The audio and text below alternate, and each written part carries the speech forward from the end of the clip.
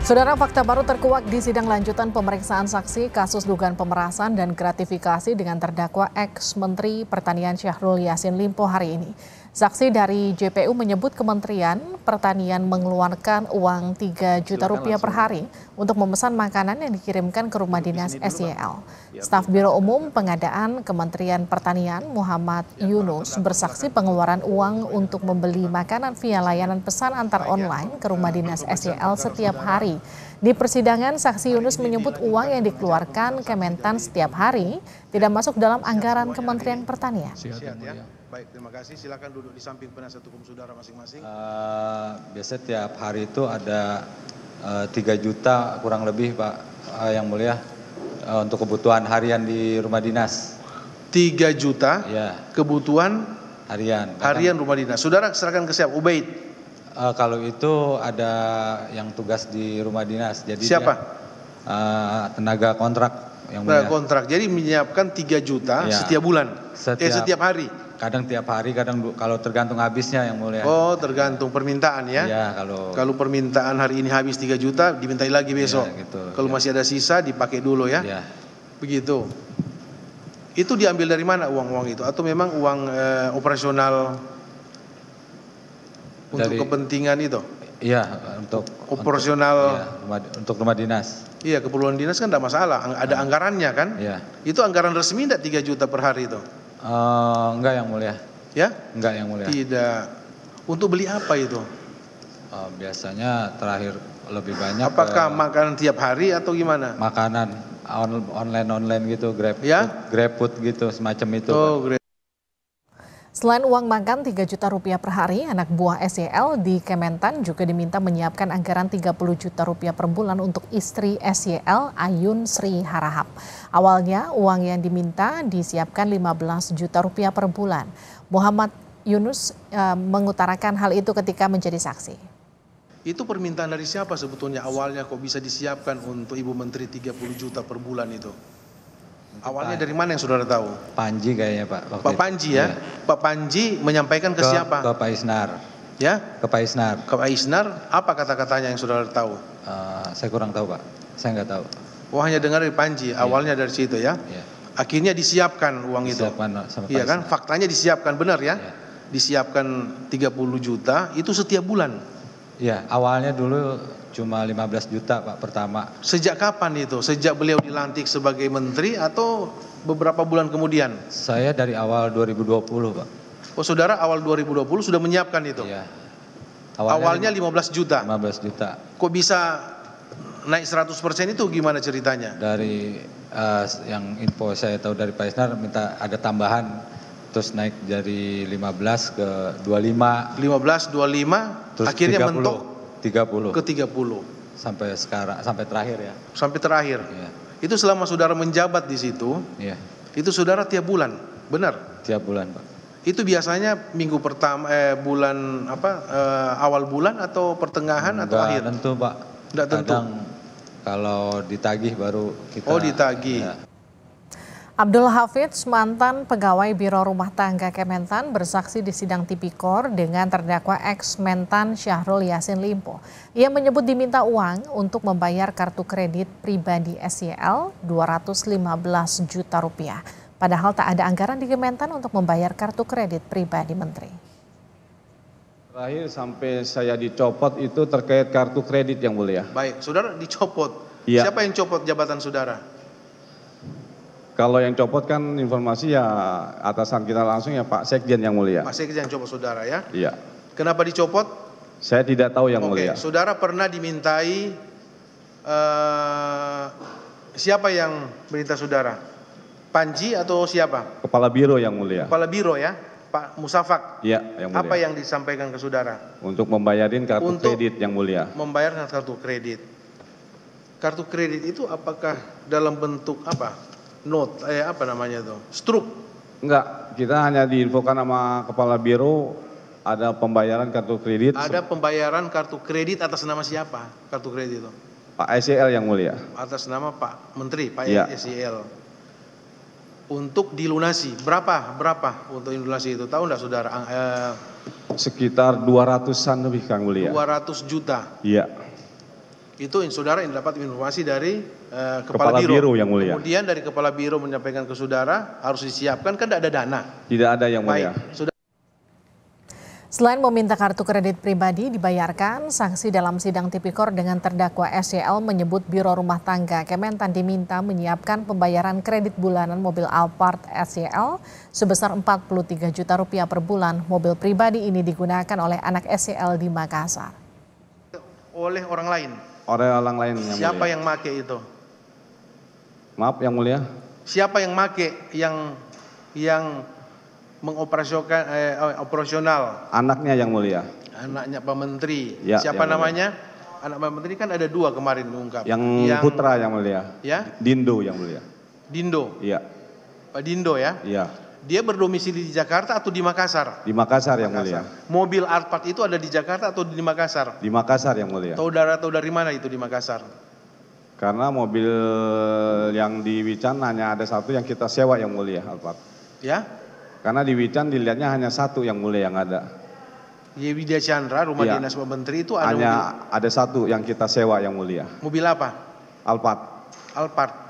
Maaf, Yang Mulia, kalau Yang keadaan. Alphard yang saudara maksudkan tadi, mobil yang lain lagi. Iya, yang lain. Yang Beda Mulia. ya?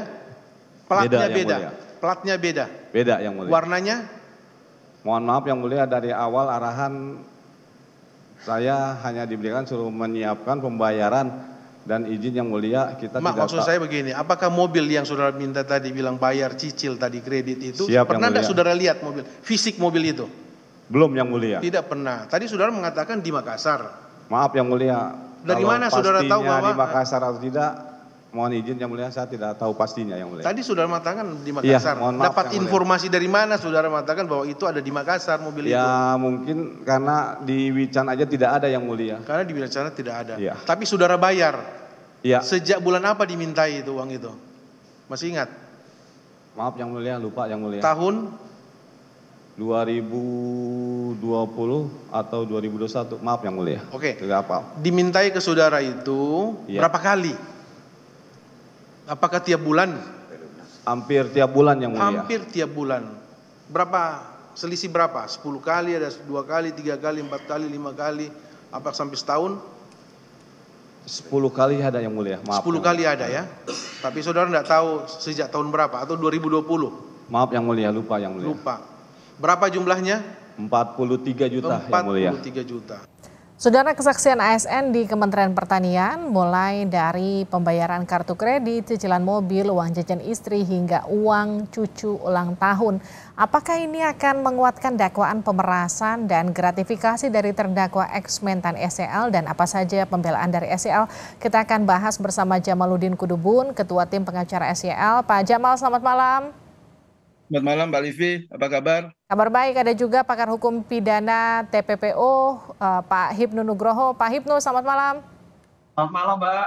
Saya ke Pak Jamal dulu ya, Pak Jamal. Jadi bagaimana dari keterangan saksi tadi, apa pembelaan dari Anda sebagai Ketua Tim Pengacara? Yang jelas setiap keterangan dari masing-masing saksi itu sangat berbeda sekali.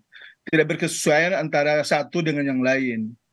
Karena dalam keterangan saksi-saksi sebelumnya, menerangkan bahwa mobil Alphard yang tadi juga dijelaskan oleh Mbak Livi itu adalah mobil yang digunakan oleh Pak Menteri kalau beliau berdinas di Makassar. Dan mobil itu adalah mobil sewaan yang betul bahwa setiap bulan itu dibayarkan sewa itu sekitar 43 jutaan.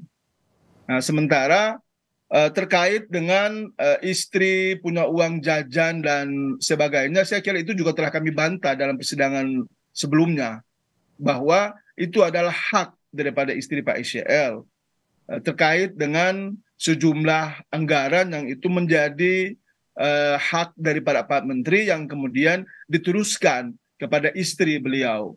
Tapi bukan berarti seolah-olah itu adalah uang jajan istri beliau yang tiap bulan yang itu legal sifatnya, ilegal sifatnya, tapi itu adalah uang yang memang legal. Begitu Mbak Livi. Pak Jamal, maaf saya potong. Kalau yang tadi uang jajan untuk istri ini sebetulnya masuk ke pagu anggaran menteri yang kemudian diserahkan ke istrinya. Jadi bukan uang semata-mata untuk istrinya, Pak Betul. Ex-Mentan jajan setiap bulan begitu, 15 sampai 30 juta. Betul, betul demikian. Itu uang apa? Jadi itu Pagu anggaran apa yang seharusnya didapatkan menteri kemudian dialihkan ke istrinya? kan ada yang namanya biaya rumah tangga menteri. Ada biaya rumah tangga menteri, terus kemudian ada juga uang apa istilahnya itu, yang 100 juta setiap bulan. Terus ada lagi biaya tamu. Dan ada lagi beberapa biaya-biaya yang lain yang dalam persidangan sebelumnya itu telah declare bahwa memang itu adalah anggaran yang sah, yang ada di pagu anggaran Kementan. Sehingga kemudian kalau hari ini ada kesaksian lain yang seolah-olah mendisplit lagi itu bahwa itu adalah hal yang berbeda. Nah, saya kira ini yang nanti kemudian akan kami bantah dalam pembelajaran kami, karena tidak ada keterangan-keterangan saksi yang berkesesuaian antara satu dengan yang lain. Pak Jamal, kalau tadi kan dari beberapa kesaksian bahkan ada yang menyebut itu sebetulnya dari yang tadi kita bahas tidak ada di dalam anggaran, itu satu. Yang kedua, tadi kemudian sempat disebutkan juga tapi tidak kita putarkan soal reimburse ulang tahun dari anak Pak SEL. Cucu. Sekarang pertanyaannya, anaknya Pak SEL tidak pernah punya ulang tahun yang kemudian dibiayai oleh Kementan. Nggak pernah. Karena anaknya itu namanya Dindo. Nah, anaknya Dindo yang ulang tahun, Pak, cucunya Pak SEL. Kalau cucunya Pak SEL, itu juga kemarin telah mengemuka di persidangan. Tapi pertanyaannya adalah, apakah siapa yang meminta uang itu untuk kemudian dibayarkan? Yang kemudian kemarin muncul itu adalah seolah ada semacam sikap perbuatan yang ingin menunjukkan bahwa mereka baik, mereka perhatian sama keluarga menteri. Dan menurut hemat kami, kan yang mesti harus menjadi jelas adalah siapa yang meminta uang itu. Kan itu kemudian poinnya. Oke, kalau kartu kredit, Pak Jamal? Ini adalah, ya Mbak Livi. Kalau kartu kredit?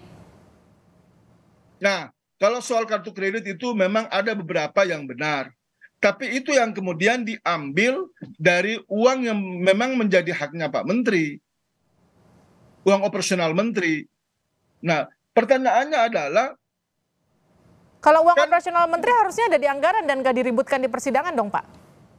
Nah, itu dia yang kemudian jadi soal bagi kita. Karena dari kesaksian antara satu saksi dan saksi yang lain itu tidak ada kesesuaian antara satu dengan yang lain. Makanya pada persidangan kemarin-kemarin itu memang kami bantah. Kami ingin mempertegas dan memperjelas yang minta uang itu siapa, kapan, melalui siapa, apakah ditransfer, apakah diberikan langsung, dan itu kabur di situ. Mereka cuma hanya katanya dari ini, kemudian katanya lagi dari ini. Kami pertegas bahwa apakah itu diminta oleh Pak SEL atau diperintahkan oleh beliau, ataukah diminta oleh anak-anak beliau, atau diminta oleh keluarganya beliau. Nah, itu yang kemudian tidak mengemuka. Mbak Liva kan dengar sendiri bahwa tidak ada yang mengemuka di persidangan itu bahwa menyebut siapa yang meminta uang itu. Dalam bentuk apa uang itu, dolar kah, rupiah kah, kemudian apakah ditransfer atau apa. Sekarang begini, kalau beliau menteri dan ada pihak-pihak tertentu yang menggunakan beliau sebagai jabatan beliau sebagai seorang menteri lalu memanfaatkan keadaan itu, pertanyaannya mereka pernah melaporkan itu nggak kepada Pak Menteri, kepada keluarganya? Saya tanyakan ini itu ada edaran loh. Ke Pak Hipno. Pak Menteri itu ada edaran, 2 kali belum mengeluarkan edaran bahwasannya yang namanya terkait dengan permintaan keluarga ataupun siapapun tidak boleh dilayani. Dan itu jelas. Dan itu ada di fakta persidangan. Nah, itu gimana tuh Pak Hipno untuk mengungkap ini? Ada billing untuk reimburse ulang tahun cucu dari Pak Mentan, ada pembayaran kartu kredit, ada bayar, kalau tadi dibilang ex-Mentan ya, kalau tadi dibilang ternyata itu bukan cicilan mobil Alphard, tapi sewa mobil Alphard dan semacamnya. Itu bagaimana Pak Hipno mengungkap ini? Ini Pak, betul. Jadi memang dalam masalah korupsi itu perlu pembuktian dengan bahasa-bahasa isyarat. Nggak mungkin dalam berbagai kasus Pak Menteri meminta ABC, itu nggak mungkin.